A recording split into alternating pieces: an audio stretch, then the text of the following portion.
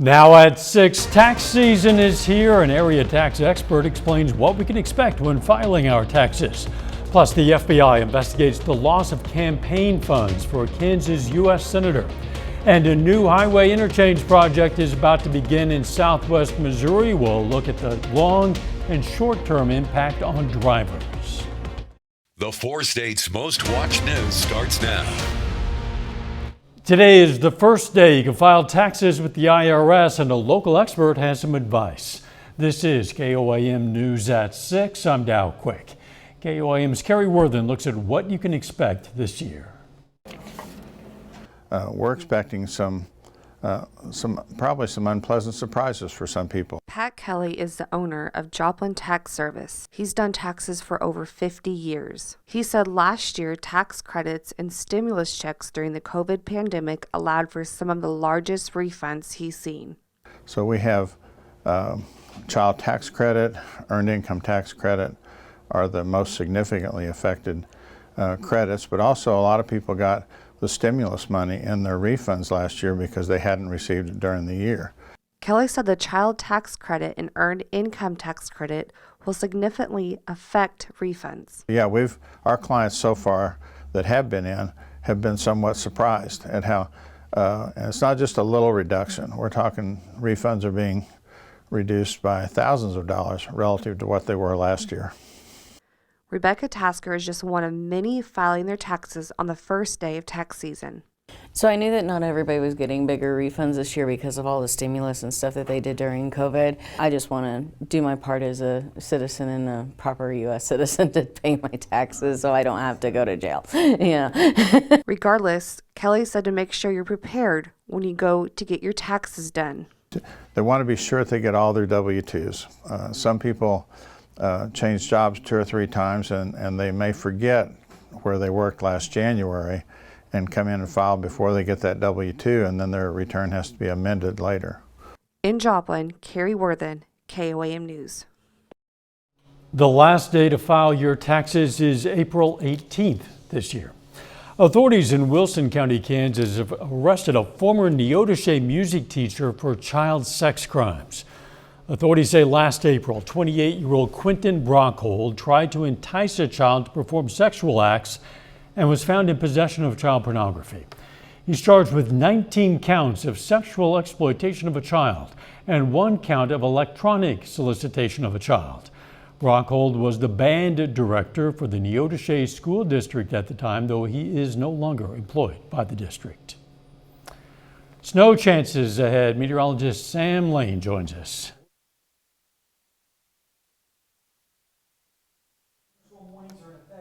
For southwestern parts of Missouri, and we're looking at winter weather advisories to the north of that, and that includes a large part of our area. Winter storm watch in effect for Craig and Ottawa County. Wouldn't be surprised to then go into the warning criteria as we go through time. Radar is clear right now, but that's not going to be the case 24 hours from now. But let's enjoy this evening. We're going to see temperatures dropping through the 30s all the way down to about 28 degrees by tomorrow morning. And looking down the lane, this is what we're expecting. Rain tomorrow afternoon, and then mixing over and changing over to snow around the rush hour, and then snowing tomorrow evening all the way through to Wednesday morning, and quite a bit of accumulations. And I'll tell you how much we can expect from this storm when we come back in just a little bit. All right, we'll see you soon. The FBI is investigating how cyber criminals stole nearly $700,000 from a Kansas U.S. Senator's campaign. Someone sent Kansas Republican Jerry Moran's campaign fraudulent invoices last fall, and the campaign's accounting firm wired $690,000 to pay them. That's according to a Federal Election Commission filing. A Moran campaign spokesperson says the incident was reported to law enforcement just as soon as it was discovered. About $168,000 has been recovered. A new highway interchange is about to be built near Springfield, Missouri. The spot is near a high school and will take about a year and a half to finish. The long-term result, easing traffic congestion along a heavily traveled corridor. Joe Hickman visited with those who are concerned about the short-term effects. From now until November of 2024, this stoplight intersection of 4-lane Highway 60 and 2-lane Highway 125 will be turned into a non-light interchange with a bridge carrying Highway 60 traffic over Highway 125 with entry and exit ramps. And Highway 125 will have roundabouts instead of lights, much like the current setup just a few miles down the road at Mill Street in Rogersville. I'm very worried. Kevin Chapman owns Willow Green Acres, a garden center and antique mall that sits right next to the intersection. His front entrance will be permanently closed because of the changes, and he's worried the new setup will hurt his business. The bridge will be high enough that it will be difficult for them to see us. MoDOT is also wanting to take some of Chapman's land to build an outer road. We are in litigation, if you will, right now. And as for trying to keep his business afloat during all this construction, It's not ideal. I think when it's all said and done, we'll be fine. But during this process, it's going to be a challenge. We're concerned about both the loss of business and the inconvenience and confusion for customers. Eric Schnell's S&H Farm Supply is about a mile from the intersection, but MoDOT will be closing off the median crossover turns during construction, meaning some customers will have to go 2 to 3 miles down the road and turn around to get back to the business. By closing the turn lanes, there's also going to be then increased traffic going through the construction site because you have to go through that site twice. If your business has limited traffic flow or decreased traffic flow for up to 6 months, that is going to make a major impact to a lot of the profitability for the businesses in the area. On the positive side, the new configuration is expected to lessen the large number of wrecks at the intersection. This is the fourth bridge for us in the last 10 years, and we have seen our critical accidents go down tremendously because of these bridges. Myself, I have been T-boned in this intersection with a green light. I was in a fire truck running lights and sirens, and the person run the red light. And at the end of the day, looking long term, this is going to be fantastic for our community. The completion date is set for November 1st next year. Coming up, the Joplin School District announces a pilot program to help kids transition into kindergarten. Plus, Crowder College looks to give area kids a chance to showcase their singing talents. Joplin schools are testing a new pilot program for incoming kindergarten-age students. It's called SOAR and will begin this fall. SOAR is designed for kids with later birthdays, typically June or July, and those who might not have had access to preschool. Officials say these kids might not have the same development as their peers, so SOAR will give them a kindergarten-like setting to reach their goals. Just that extra foundation to have support before they get into kindergarten. Really, our goal is to help them be at the top of their class when they start kindergarten and give them the foundation that really accelerates them forward for their kindergarten year. We know the importance of coming in. School officials say students participating in high-quality early childhood education are more likely to graduate from high school and on average score higher on tests. Some area kids have the chance to showcase their singing talents. Crowder College is holding open auditions for 4th and 5th grade students to be in the college's newly forming Crowder College Regional Children's Choir. The first meeting is going to be this coming Thursday, 6 p.m. in the Wright Conference Center. Rehearsals will be held weekly on Mondays, 6 p.m. with exceptions to school holidays. I think 4th and 5th graders kind of are left out of a lot of opportunities. There's not a lot for them except for their regular music class, and in most places. There is in some places, but it's just an experience that I want them to get at a little earlier age. The performance will be in late April on the Neodesha campus. There's no cost to participate. Students who do participate will be provided music, a folder, and a t-shirt. An officer with the Aurora and Marionville Police Department had a day that he could never have expected. He helped deliver a baby yesterday. Corporal Levi Neely jumped into action to bring baby Aria Neely Rutledge into the world.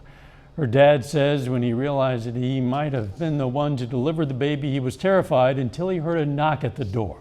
Reporter Michael Hoffman spoke to the family. I was extremely relieved to hear the knocking on the door and then opened it up and I saw Officer Neely there. When Corporal Levi Neely went into work, he couldn't have imagined what would come next. Never in my life did I dream that I would be, delivering a baby.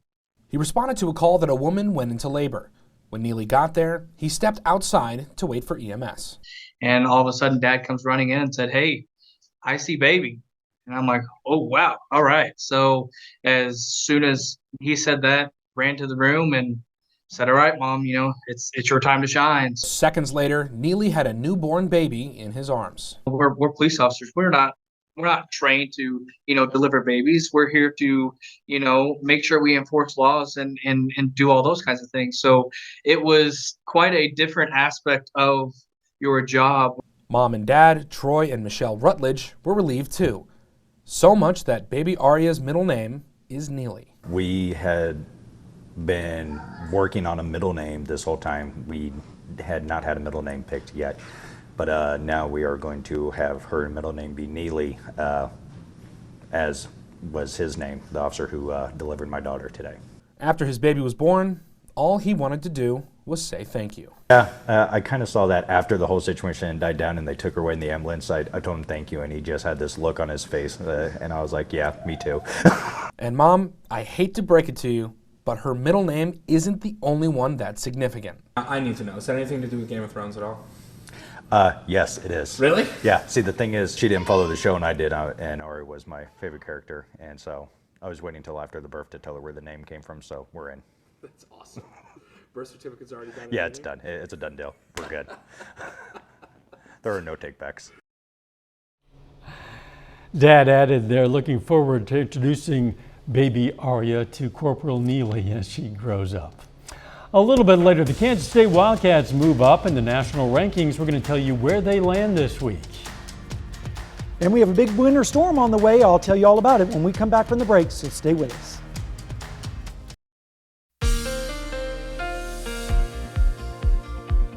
Well, friends, we had a beautiful day across the 4 states, lots of sunshine and pretty mild temperatures, but that is going to be changing over the next 24 hours. Right now in Seneca, Missouri, at Indigo Sky Casino and Resort, you can see the high clouds starting to spill in from the west. And if you hadn't headed out to the grocery store to get the milk, bread, all that stuff, probably need to do that this evening, as it's going to be changing over the next 24 hours. This afternoon, we made it up to 45 after starting out at 21. 45 is actually the normals and 25 the normal low, so we were slightly below for the day. Of course, we weren't anywhere near those records back in the 1960s. Winter storm warning is in effect for parts of our area. Lawrence, Berry, Newton, and McDonald counties, as well as Delaware County, Oklahoma, and Benton County, Arkansas. And then a winter storm watch is in effect for Ottawa and Craig County. And then the rest of the area is under a winter weather advisory. Nothing on radar right now, but 24 hours from now, that is going to be changing as we see the big storm system now spiraling over southern Arizona. That's going to be making a path towards the east. And as it comes across northern Texas, it's expected to take a path that's going to go right over the Arklatex area and then kind of pivot back to the west. And that is a perfect setup for heavy snow in the Ozark Mountain area. In fact, if you remember the winter storm back in 2002 and also January of 1982, that's what this storm looks like. So we're going to have to watch this very, very closely, and you'll need to stay up to date on the forecast. Temperatures right now are in the 30s and 40s. Wouldn't know that there's a big snowstorm on the way, but it is coming. Temperatures, in fact, this evening are around 2 to 3 degrees warmer than they were last night at this time. And dew points are also increasing, generally in the 20s and 30s. So we have a pretty saturated atmosphere. And once that atmosphere gets lifted and the snow crystals get squeezed out of that. 38 right now in Joplin, west wind at 6, feels like 33, dew points 27, and the pressure is currently steady. Rain chances are going to dramatically increase as we go through the morning hours into the afternoon. And then once you hit the rush hour, that's where we expect a mixture to develop, and then switching over to snow, and then all snow tomorrow night into Wednesday morning and accumulating quite heavily in some places. Temperatures tonight are going to be in the 20s and 30s by tomorrow morning with easterly winds. Then as we go through the day, precipitation advances from the south and west out of Oklahoma with temperatures in the upper 30s to around 40, but then switching over once the column gets cold enough, it'll switch over to snow. And by 10 o'clock tomorrow night, snow across the entire area, heavy at times, especially along and south of Interstate 44. And then by Wednesday morning, we'll see the snow starting to lighten up a little bit with temperatures right around freezing. Then by afternoon, that system moves off towards the east. Temperatures still in the 30s with northwesterly winds. And then as we go into Thursday morning, a snowpack across the area is going to make it feel very cold with readings in the 20s on northwesterly winds. Here's the snowfall forecast amounts. Yes, that's 12 inches in northern parts of Arkansas, 10 inches in Benton County, 8 inches in McDonald and Berry and Stone counties, around 4 to 6 here in the metro area, higher amounts on the south side, lesser amounts on the north, and then lesser amounts way up to the north and west, where they'll probably get around less than 4 inches up towards Chinook. Here's the next 7 days. We have another round of snow possible, or winter mix, I should say, as we head towards next weekend. But of course, tomorrow and Wednesday, we have the alert days in place, so you'll definitely need to stay tuned for the forecast. Of course, I'll have a complete updated forecast tonight at 10, and then Chris tomorrow on the morning show. So it's going to be pretty active around here for the next 24 to 36 hours. Yeah, a lot of accumulation possible, particularly in our southern counties. Absolutely. Thanks, Sam. Still ahead, the Missouri Southern Lions hit the floor tonight for a conference doubleheader against Lincoln. And the Kansas City Chiefs prepare for an AFC Championship rematch with the Cincinnati Bengals. We're going to hear from Chiefs head coach Andy Reid next.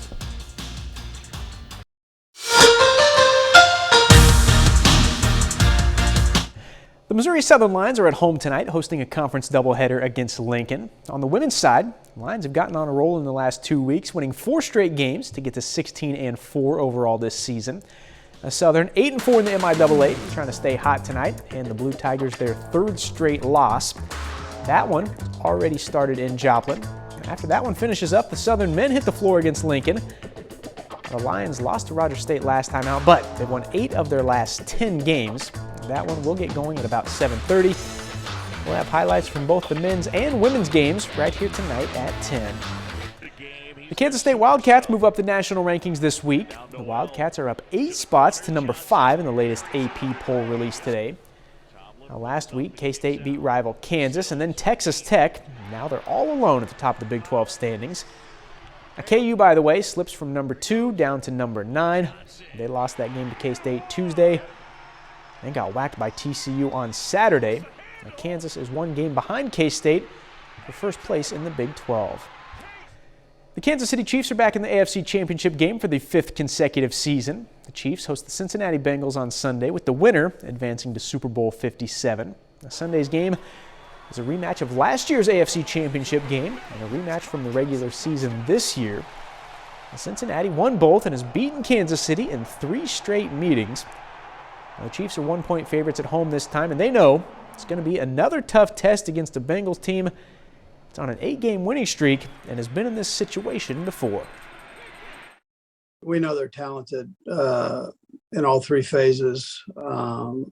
It's the same guys playing against each other. So I'm sure both teams will have adjustments that they make, and both teams will play hard. And we'll just see how, these games have been close. So we'll just see where it goes, come game time.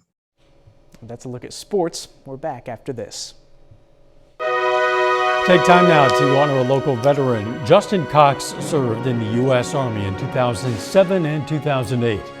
Served in the 40 ID unit in Camp Taji in Iraq and was awarded the Iraq Campaign Medal with a star. And we are proud to salute Justin Cox, a 4-state hero.